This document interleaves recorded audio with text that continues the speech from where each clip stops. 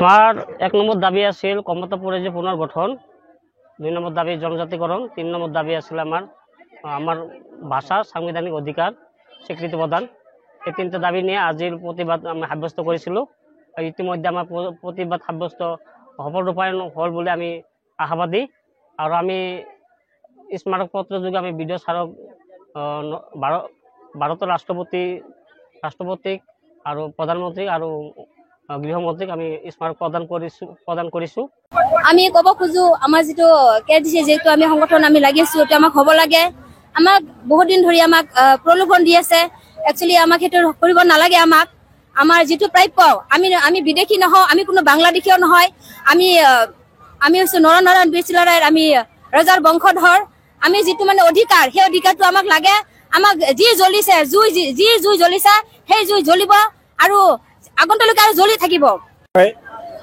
যোৱা 2023 চনৰ 17 জানুৱাৰী তাৰিখে কেএলৰ নেতা জীৱন সিংহ কোচ ডাঙৰীয়া আৰু ডিএল কোচ ডাঙৰীয়াক মাতি আনিছিল আৰু শান্তি আলোচনা ইতিমধ্যে সমাপ্ত কৰিছে। শান্তি আলোচনা সমাপ্ত কৰাৰ পাছতো যে পিজেকত যেটো চুক্তি স্বাক্ষৰ কৰাত চৰকাৰে দেৰি কৰি আছে, যে আজি সশস্ত্ৰ সংগ্ৰামী নেতাসকলক মাতি আনি যে আলোচনাৰ নামত আলোচনা কৰি ৰাখিলেই নহ'ব, আমাক নেতাসকলক উলিয়াই দিব লাগিব শান্তি চুক্তিৰ জৰিয়তে।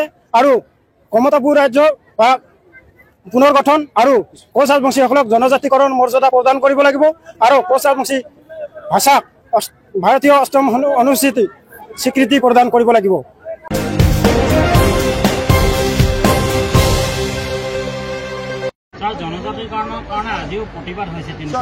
প্ৰতিবাদ হোৱাটো উচিত আৰু ন্যায্য দাবী মানুহে আন্দোলন কৰিব। আৰু এই আন্দোলনটো জনজাতিকৰণৰ কাৰণে আৰু বিজেপিৰো তাত সমৰ্থন আছে। আমাৰ দলৰ সদস্য সকলো আন্দোলনত আহিব।